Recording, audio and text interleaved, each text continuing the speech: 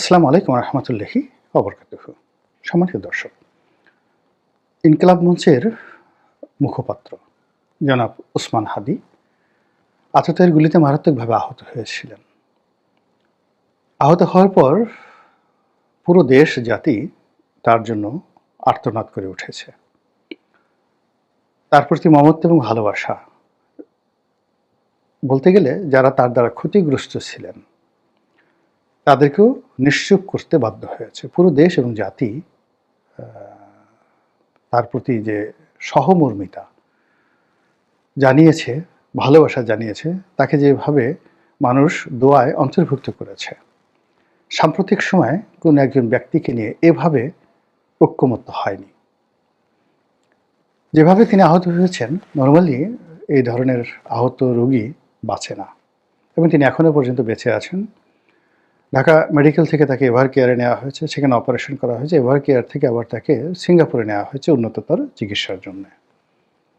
তিনি এই যে এখন পর্যন্ত যে বেঁচে আছেন, সম্ভবত মানুষের দোয়ায় মহান আল্লাহ রাব্বুল আলামিন তার দিকে ফিরে তাকিয়েছেন। তার অনেক সুকর্ম, ভালো কর্মগুলো সামনে চলে এসেছে তিনি আহত হওয়ার পর। ইতিপূর্বে তাকে একজন রাফ অ্যান্ড টাফ মানুষ হিসেবে মনে হতো। অনেকের কাছে তার অনেক বক্তব্য আপত্তিকর মনে হতো। অনেকে তার প্রতি বিক্ষুব্ধ ছিলেন।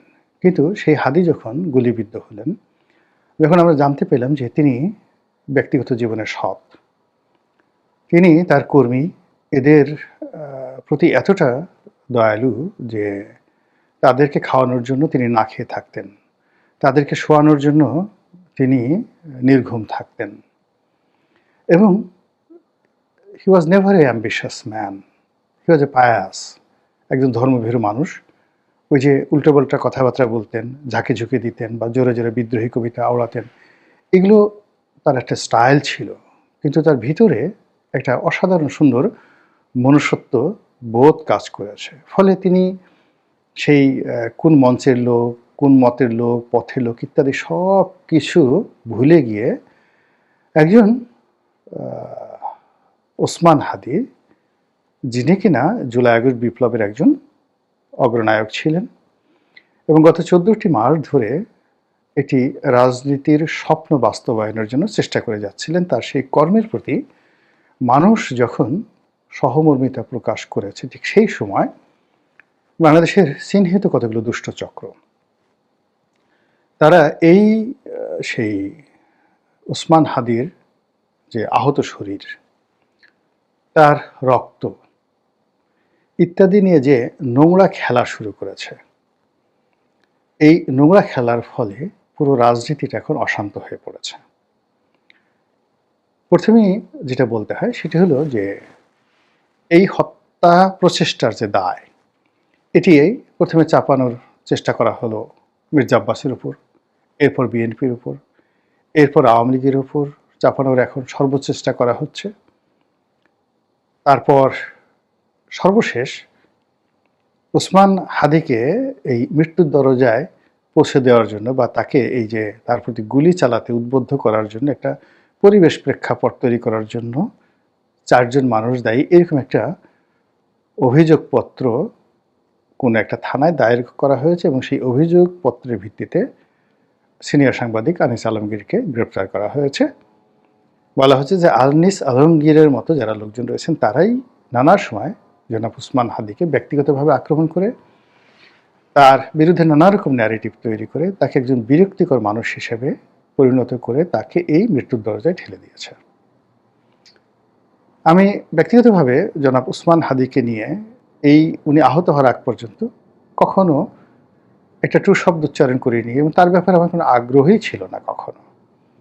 আমি আমার মতো করে কাজকর্ম করেছি। কিন্তু যখন তিনি আহত হলেন তখন আমি তার সম্পর্কে যে সকল ভিডিও দেখলাম, কথাবার্তা বললাম, এই আগে যেটা হলো যে অন্য সব মানুষের মতো আমিও তার প্রতি সমব্যথী হয়ে গেলাম। কিন্তু যারা এই ওসমান হাদির এই আহত হওয়াকে কেন্দ্র করে লাইমলাইটে আসার চেষ্টা করছেন, সরকারকে বিব্রত করার চেষ্টা করছেন, তারপরে অপরাধীদের যারা এই কাজ করেছে তাদেরকে চিহ্নিত করার নামে নানা রকম নাটক তৈরি করছেন, গল্প তৈরি করছেন, রাজপথ উত্তপ্ত করার চেষ্টা করছেন, রাজনীতির যারা প্রতিপক্ষ তাদেরকে নানাভাবে হেনস্থা করার চেষ্টা করছেন, খিস্তি খেয়েও করছেন, প্রথমত আমি তাদের সবার বিরুদ্ধে নিন্দাবাদ জ্ঞাপন করছি। দ্বিতীয়ত, এই সকল মানুষ যারা রক্তের উপর নিজেদের লোভের প্রাসাদ নির্মাণ করে, অন্যের জীবনকে পুঁজি করে যারা ক্ষমতার লোভ করে,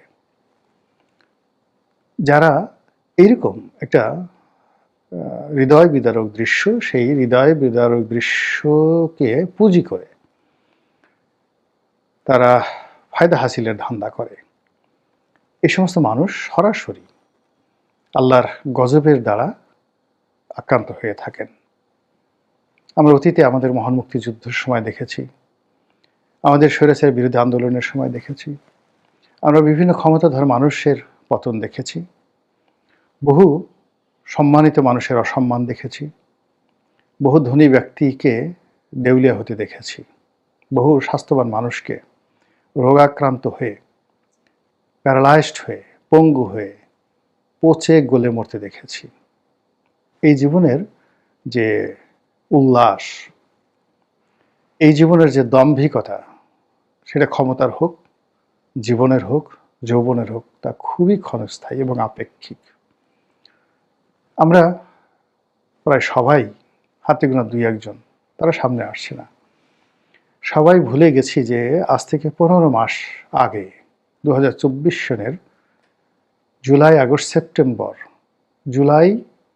জুন জুলাই মাসে আমরা কেমন ছিলাম। আমরা ভুলে গেছি যে আমাদের ওই সময় অর্থনৈতিক অবস্থা, মানসিক অবস্থা, রাজনৈতিক অবস্থা কেমন ছিল।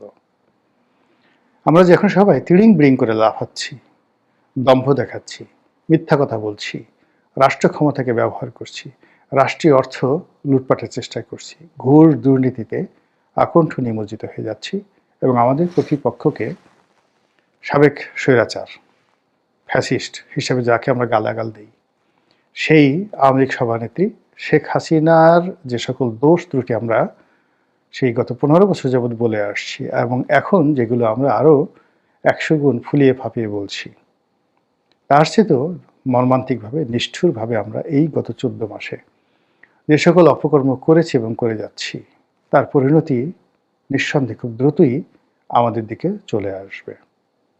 আমাদের এই ক্ষুদ্র জীবনে আপনাদেরকে একটু স্মরণ করাই দিচ্ছি। দেখুন তো, স্বাধীনতার পরে যারা দম্ভ দেখিয়েছিল, সর্বহারার পার্টির নামে যারা সারা বাংলাদেশের হাজার হাজার মানুষকে খুন করত শ্রেণী শত্রু নিধনের নামে, একজন সর্বহারার লোক আছে? তাদের সুন্দর পরিণতি হয়েছে বলতে পারেন?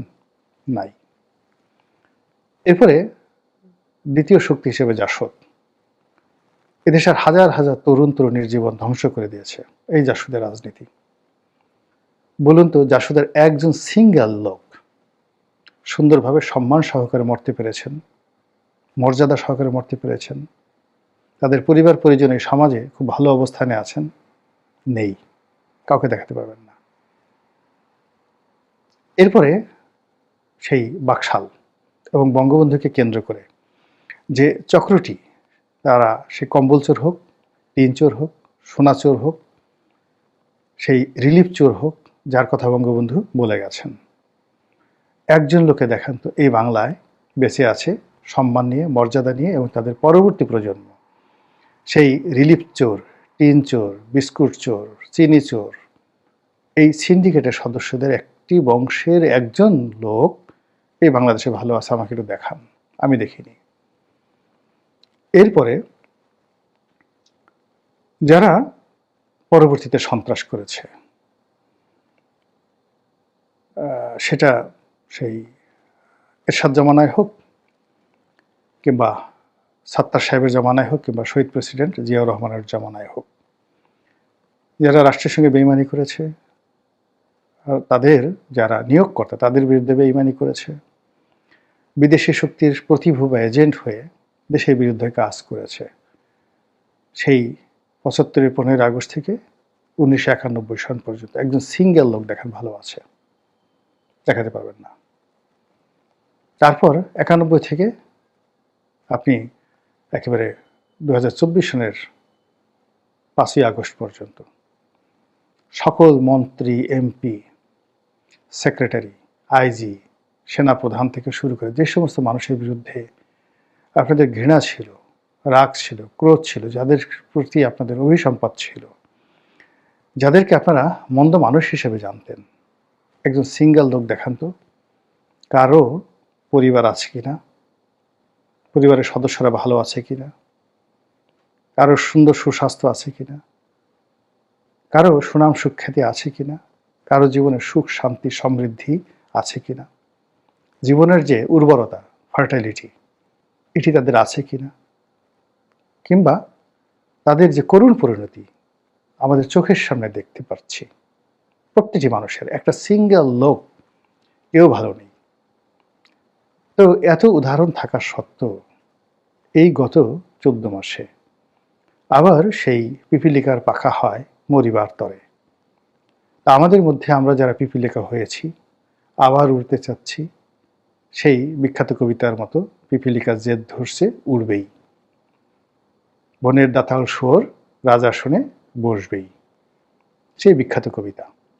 সেই কবিতার মতন করে আমাদের যে সমাজে উন্মত্ততা চলছে, সেই উন্মত্ততার শেষ পরিণতি ভালো হবে না, কোনো অবস্থাতেই ভালো হতে পারে না। কিন্তু তারপর আমরা কিন্তু দম্ভ দেখিয়ে যাচ্ছি এবং অপকর্ম করে যাচ্ছি। মহান আল্লাহ রাব্বুল আলামিন আমাদের সবাইকে হেদায়েত দান করুন, আমাদের জীবনকে সহজ করে দিন, জীবনের হিসাবকে আরও সহজ করে দিন, জাতীয় জীবনে চলার পথকে মসৃণ করে দিন, এবং আমরা যে যার অবস্থানে আছি আল্লাহ আমাদেরকে হেফাজত করুন, নিয়ামত দান করুন, এবং আমরা যেন রাজনীতির ঘোলা পানিতে মাছ শিকার না করি এবং কারো জীবন নিয়ে আমাদের জীবিকার সন্ধান না করি, কারো মৃত্যু নিয়ে আমরা যেন ব্যবসা না করি, এবং কারো দুর্বলতম স্থানে, দুর্বলতম সময়ে আমরা যেন আমাদের আক্রোশ মেটানোর জন্য কাউকে আঘাত না করি। আল্লাহ যেন আমাদেরকে এই হেদায়েত দান করেন। আসসালামু আলাইকুম ওয়া রাহমাতুল্লাহি ওয়া বারাকাতুহু।